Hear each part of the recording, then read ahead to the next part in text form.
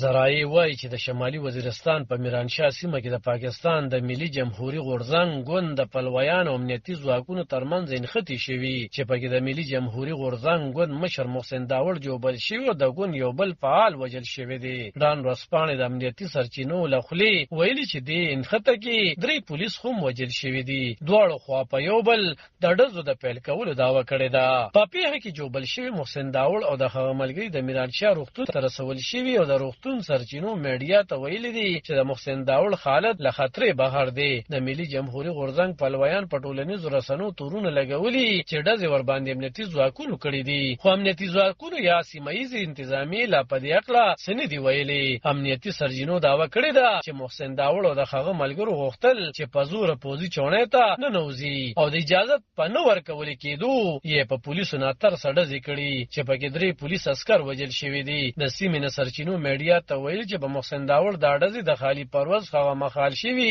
کله چې هغه د خپلو سلګونو پلویانو سره یوځای په میرانشاه کې د پوځي چوڼۍ مخې ته د انتخابي نتیجو د ځنډ په ضد احتجاج کولو. تر دې وړاندې هم په نږدې وختونو کې د انتخابي کمپاین په مخال په محسن داوړ یو وژونکی برید شوی و، خو هغه له دغه بریده روغ وتلی و. د ملي جمهوریت غورځنګ ګوند یو مخکش مشر رحیم داوړ رسنیو ته ویلي چې محسن داوړ او د هغه ملګرو غوښتل چې د شمالي وزیرستان ضلعي د ریټرنینګ افسر دفتر ته ورشي او له هغه د انتخاباتو د نتیجو اعلانولو غوښتنه وکړي. نوموړی وایي کله چې فوج محسن داوړ او د هغه د ګوند پلویانو ته د هارو دفتر ته د ننوتلو اجازه ورنکړه نو هغه د پوځي چوڼۍ مخې ته خپل احتجاج پیل کړو او کله چې محسن داوړ دغه احتجاجي غونډو ته وینا کوله نو ناترسه ډزې پرې وشوې. په ټولنیزو رسنیو خوره شوو بېلابېلو ویډیوګانو کې لیدل کېږي چې د غونډې په مخال یو ناڅاپه ناترسه ډزې پیل کېږي او خلک یو خوا بل خوا منډې وهي. رحیم داوړ منلې ده چې په ډزو کې د هغوی د ګوند یو ملګري وژل شوي او 15 نور جوبل شوي دي. میډیا د پیښې په اړه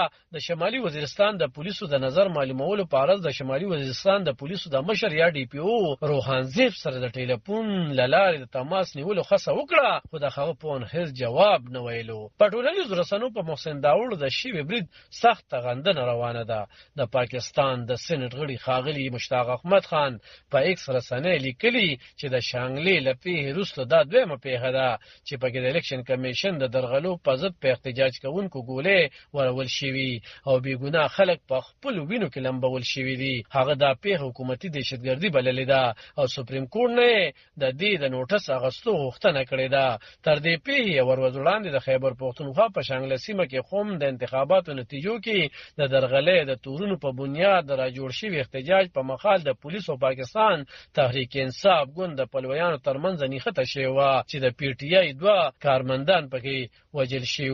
او پولیسو دعوه کړې وه چې 4 پولیس عسکر هم جوبل شوي دي. محسن داوړ تر دې وړاندې د کال 2013 په ټاکنو کې د شمالي وزیرستان څخه د پاکستان قومي اسمبلۍ غړی منتخب شوی و. علب خان شیرپو دلبر نیوز 400